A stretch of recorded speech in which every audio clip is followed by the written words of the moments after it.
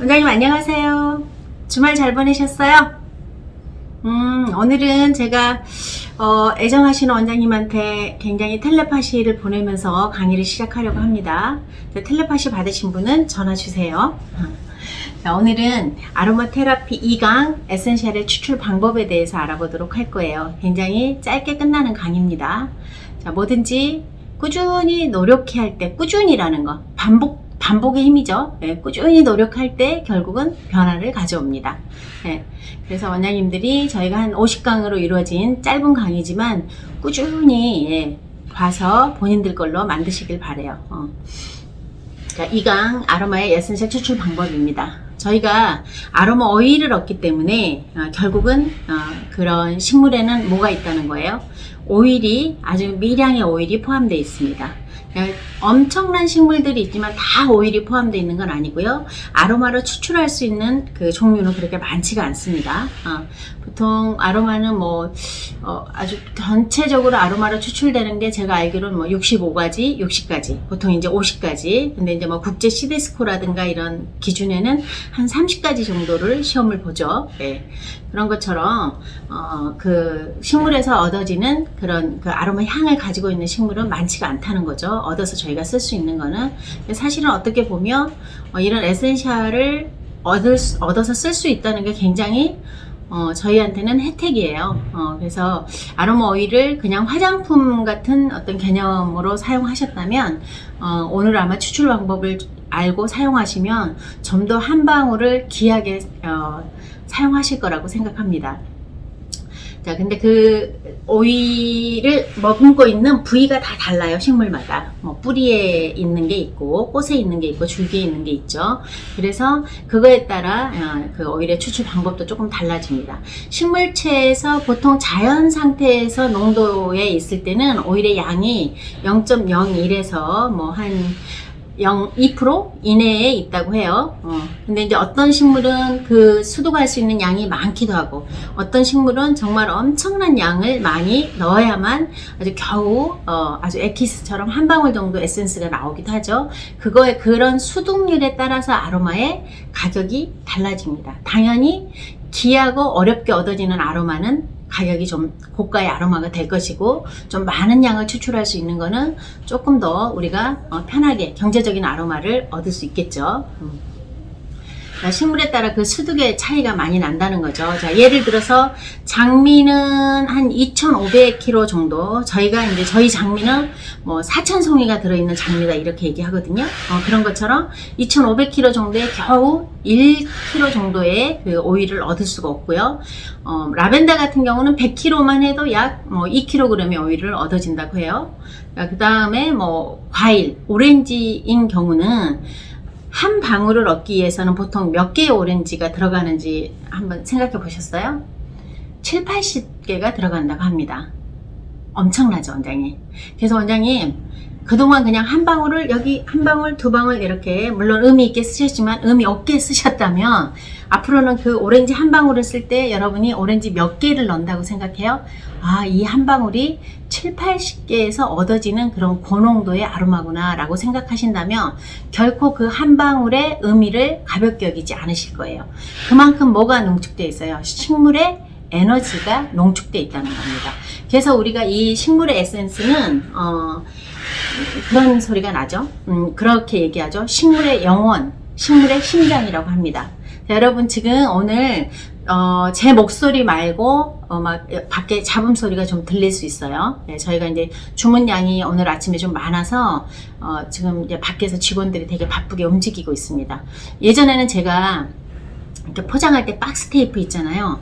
그 소리 정말 치과 이런 소리처럼 제가 그런 소리에 되게 예민하거든요.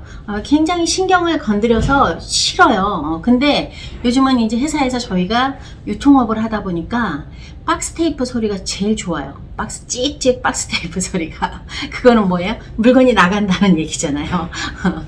그래서 어떤 소리도 나한테 그게 얼마나 유용하냐에 따라 그게 좋은 멜로디로 들릴 수도 있고 또 소음으로 들리기도 하는 것 같아요. 어쨌든 저는 지금 오늘 아침에 그런 박스 테이프 소리가 굉장히 저에게 에너지를 줍니다. 자, 그리고 또 어떤 식물에서는 하나의 한 아로마만 추출하는 경우도 있지만 비터 오렌지 같은 경우는 그 오렌지 나무에서는 오렌지를 추출하고요. 그 다음에 그 오렌지 블러썸이 여러분 꽃봉오리란 뜻이죠. 오렌지 블러썸에서는 뭐를 해요? 레놀리를 추출합니다. 제가 너무 사랑하는 레놀리를 추출하고, 그 다음에 오렌지의 잎에서는 패티그레인이라는 아로마를 추출해요. 그래서 이 오렌지, 비터 오렌지에서는 한 식물에서 오렌지, 패티그레인, 레놀리가 추출돼요. 세 가지의 아로마 에센셜을 추출하기도 합니다.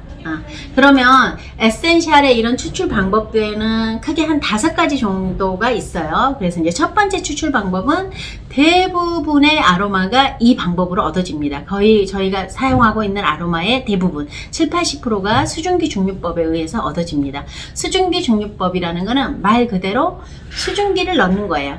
식물을 넣고 굉장히 온도에 가열하면 걔가 일정 온도가 올라가면 세포벽이 있죠. 식물도 세포벽이 터져요. 터지면서 거기에 있는 그런 어떤 그 유용성 성분들이 날아가겠죠. 그럼 그거를 냉각 장치로 냉각에 딱 갖습니다. 그래서 그 냉각수를 다시 액체 상태에서 모인 다음에 걔를 상층에 있는 거는 우리가 쓰는 아로마 오일이 되는 거고요. 하층에 있는 거는 물이죠. 보통 그거를 하이드로졸이라고 해요. 하이드로졸이 됩니다. 그래서 그렇게 해서 얻어지는 건데, 이 수증기 증류법도 회사마다 차이가 납니다. 왜냐하면 여러분 같은 식물을 넣고 얘를 여러분한테 아마 가열하라고 하면 다 조금씩 다를 거예요. 내가 온도를 얼마를 맞췄느냐, 압력을 얼마를 줬느냐, 얼마 동안 시간을 끓였느냐, 이거에 따라서 다 다릅니다. 그렇죠. 그래서 이런 거는 굉장히 회사마다 노하우를 가지고 있기 때문에 이런 것들은 다를 수밖에 없어요. 마치 어떤 거냐면 곰탕을 끓이는 거랑 똑같죠. 곰탕도 24시간 끓이느냐, 압력을 얼마를 줬느냐, 어떤 불의 세기, 그 다음에 온도, 이런 거에 따라서 결과물이, 물도 뿌옇게 나올 수 있고, 결과물이 좀 다를 수가 있죠. 양질의 곰탕을 우려내는 그거는 누가 가지고 있나요? 저는 곰탕 한 번도 안 끓여봤거든요. 그러면 곰탕을 저한테 끓이라고 하면 똑같은 저희 엄마가 아마 레시피를 해줘도 엄마 같은 곰탕 맛을 내지 못할 거예요. 그거는 누구만 가지고 있냐면 엄마가 할 수 있는 거죠. 그래서 이런 것들은 경험치가 굉장히 중요해요.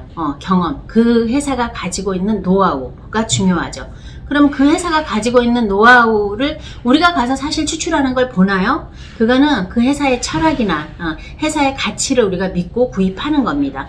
그럼 회사의 철학은 여러분, 자, 1년 이제 신생업체예요. 어제 이제 창업한 회사야. 아니면 아로마 테라피가 만들어진 역사가 한 1년 정도 된 회사예요. 근데 이제 그런 것들은 사실은 철학을 가지고 하긴 하지만 우리가 그걸 가지고 철학을 믿기가 쉽지가 않죠. 결국은 저는 그 회사의 신념이나 철학은 뭘로 증명하는 거라고 생각하냐면 그 회사의 역사가 증명하는 거라고 생각합니다. 그런 의미에서 그 회사의 역사가 얼마나 전통성을 가지고 오랫동안 현대까지 내려오는 그 회사를 가지고 있느냐.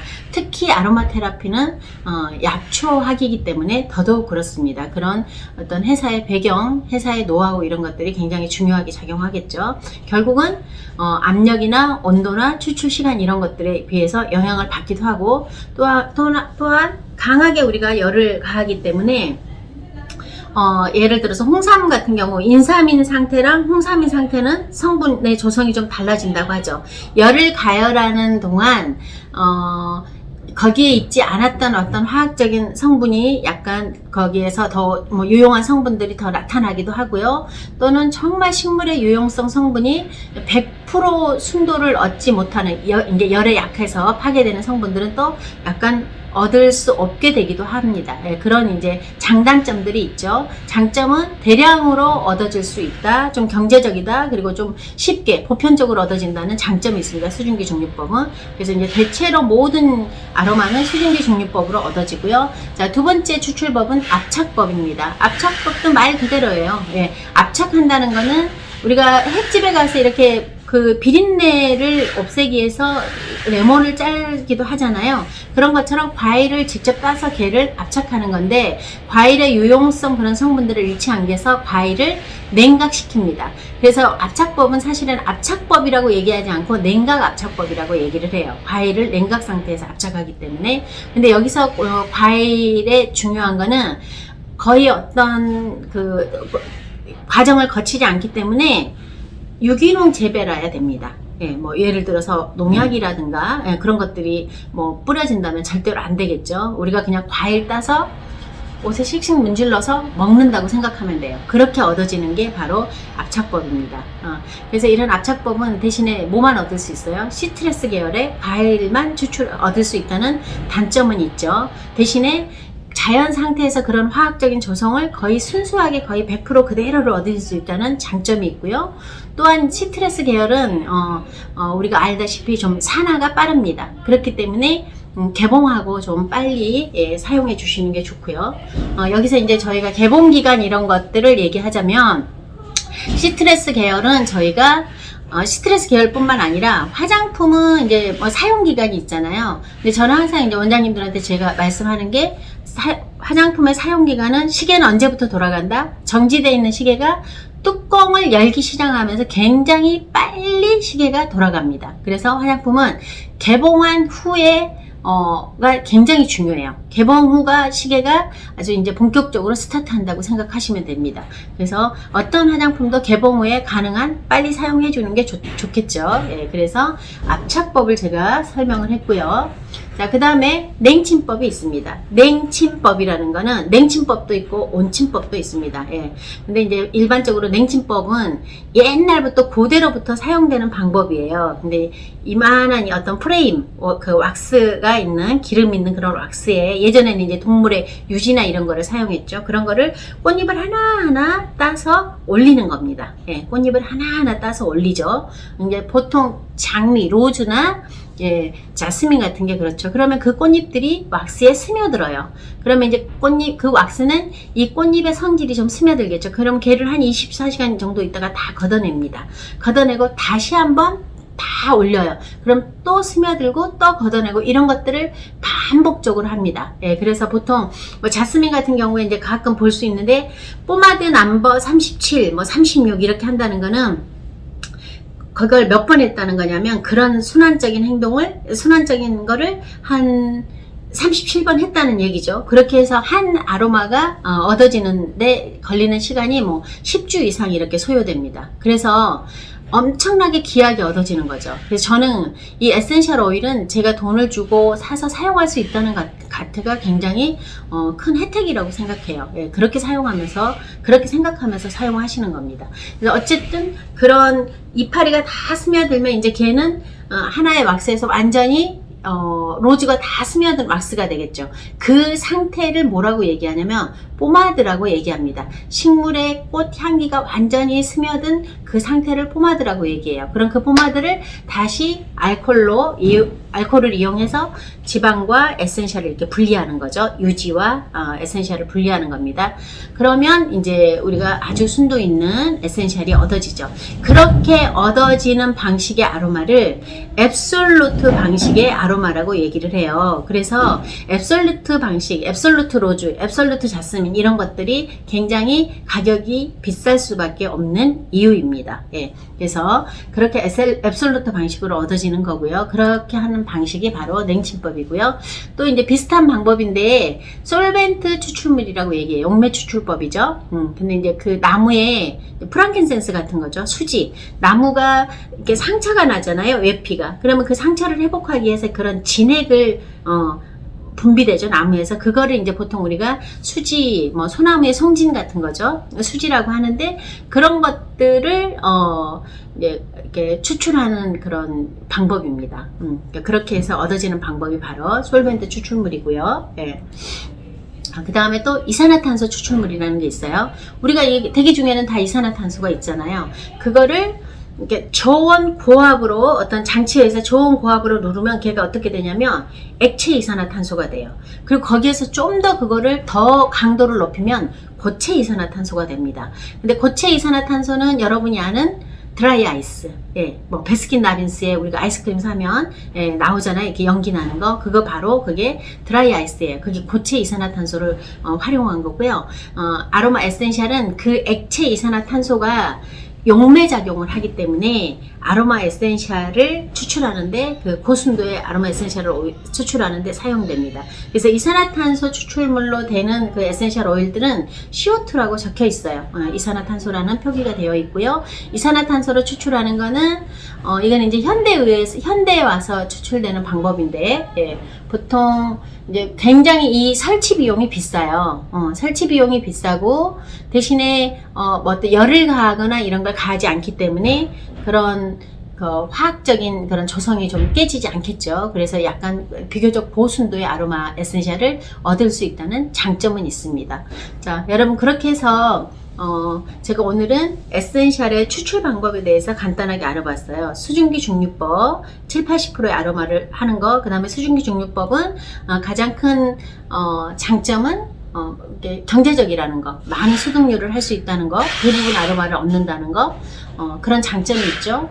근데 여기에도 뭐에 따라 틀리다? 시간, 압력, 뭐 온도 이런 거에 따라서 아로마의 추출하는 어떤 기술들이 조금씩 다를 수 있다는 거죠. 그 다음에 압착법, 냉각 압착법이라고 했죠. 그래서 시트레스 계열을 추출하는 데 사용되고 이런 것들은 과일 상태에 있는 그 상태에 그대로 순수한 농도를 얻을 수 있다는 장점은 있지만 제한되겠죠. 과일 그런 시트레스 계열의 과일만 추출할 수 있다는 것들이 있고 대신에 산화가 빠르기 때문에 가능하면 시트레스 계열은 개봉 후에 빨리 써주시는 게 좋고요. 그 다음에 냉침법. 꽃잎을 하나하나 왁스에 올려서 그 왁스가 스며든 다음에 다시 그거를 알코올을 이용해서 추출하는 방법인데 그런 것들은 이제 굉장히 앱솔루트 방식이라 해서 고비용이 드는 거죠. 대표적인 아로마가 자스민이라든가 그 다음에 그 로즈도 저희가 불가리안 로즈를 뭐 아로마 중에서 최고급으로 알아주죠. 예, 그래서 불가리안 로즈 이런 것들이 그런 방식으로 얻어진다. 자, 그 다음에 그 나무의 수지, 프랑켄센스나 이런 것처럼 그 진의 나무가 자기의 상처를 치유하기 위해서 만들어내는 그런 것들을 얻어서 용매 추출법으로 만드는 방법이 있고요. 그 다음에 마지막으로 이산화탄소 CO2 추출을 해서 좋은 고압으로 인해서 그 액체 이산화탄소를 활용해서 얻어지는 그런 방법들이 있습니다. 그래서 아로마의 추출 방법들을 알아봤고요.